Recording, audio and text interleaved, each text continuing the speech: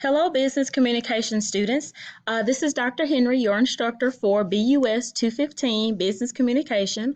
The purpose of this chapter is to give you an overview of the concepts you need to focus on for Chapter 1.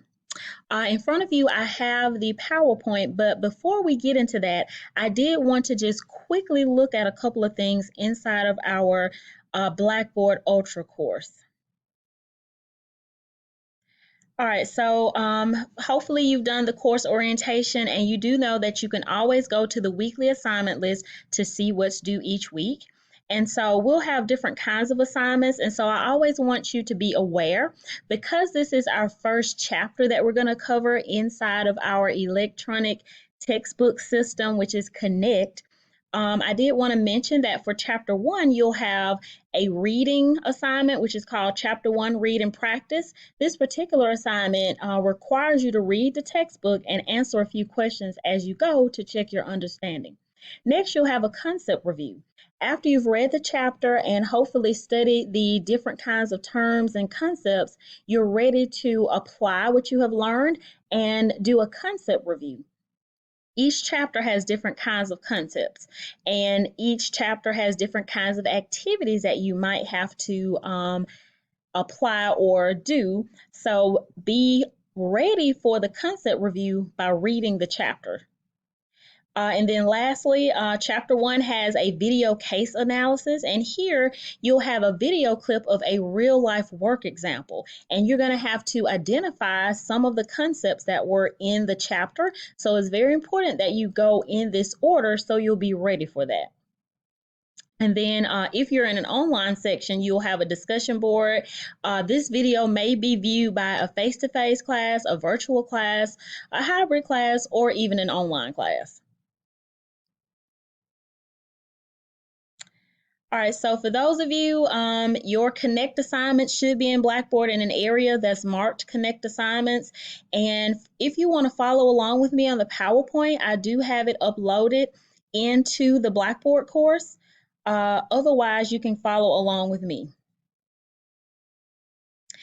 There again, I'm not going to read everything on every PowerPoint slide to you. This is an overview to kind of let you know what to focus on while you're reading the chapter. And so chapter 1 is about establishing credibility. All right, so the first thing the chapter talks about is what is that? Your credibility is your reputation for being trustworthy, or how trustworthy you are seen to be by others.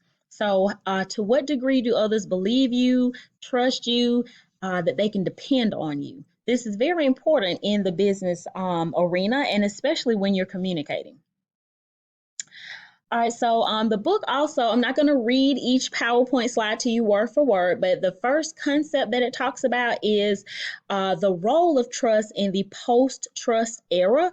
So post means after. So the post-trust era means that we're in an era in our lifetime where people don't trust you right away. You have to demonstrate that you're trustworthy before they'll just give you trust. Perhaps in past generations, people were given the benefit of the doubt of trust until they proved themselves to be untrustworthy. Here we have the reverse, where you have to prove that you're trustworthy in order to gain people's trust. So when communicating, you want to always operate from a position of trust, and you want to work on always gaining the trust of the people that you work with. This could be your coworkers, your customers, your boss, etc. All right, so here's a quick look at professions that still have a high degree of trust and those that don't. So if you look at the top of the list, nurses, military officers, grade school teachers, they still have a relatively high degree of trust given to them by the public. And then if you look at the bottom, you'll see bankers, lawyers, car salesmen, they have a very low degree of trust. So you can see that based on the profession, we as the public assign a certain degree of trust to people.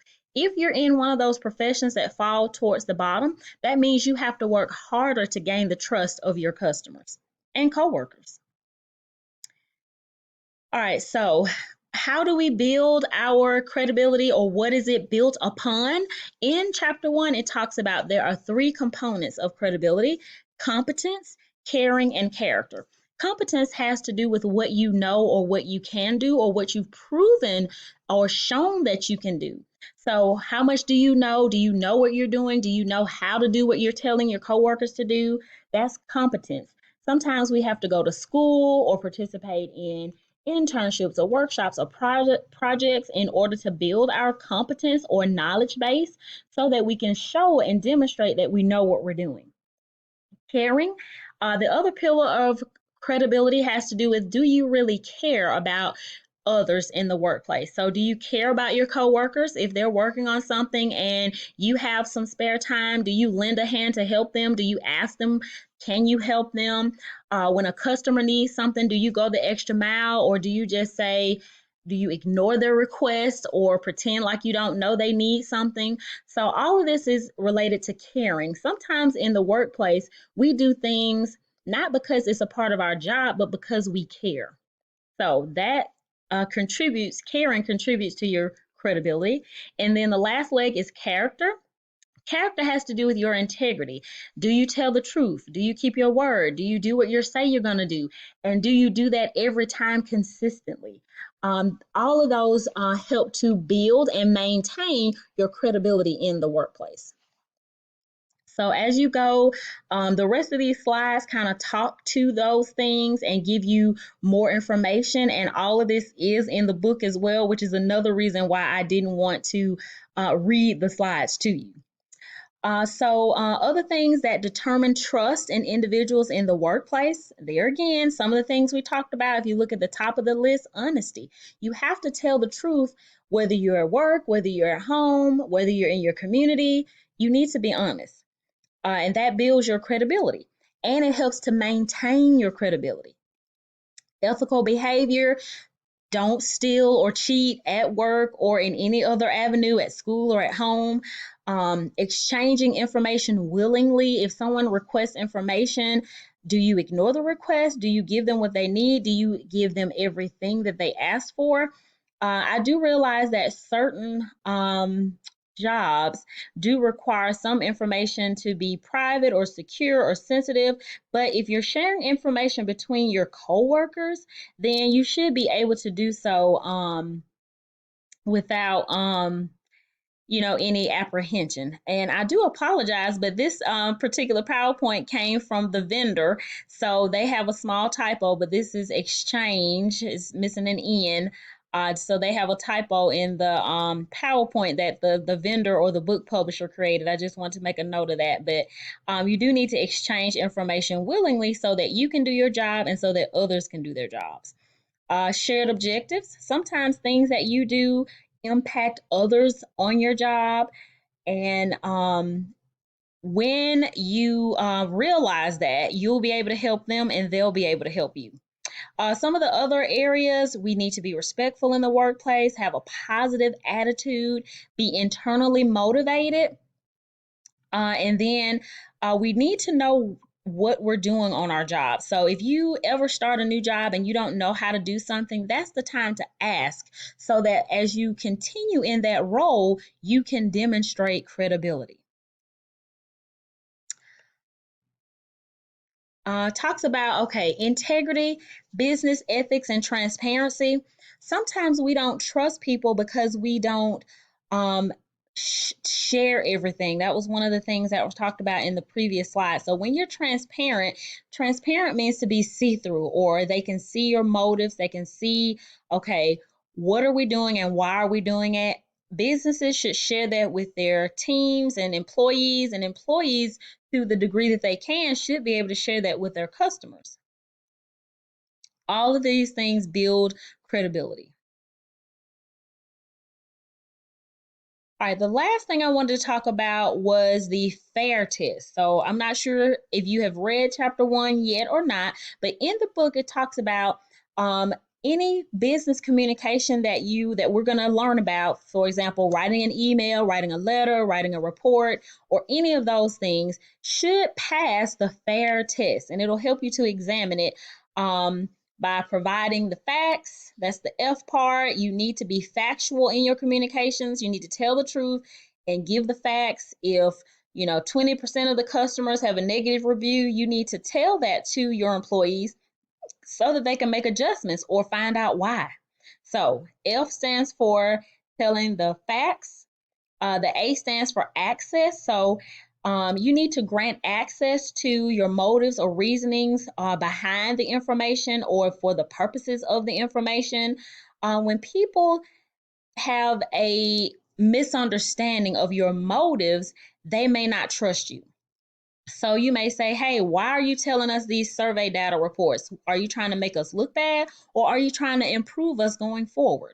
So you want to give access to people. Some ways to do that is to get their input into it before you do the report, for example.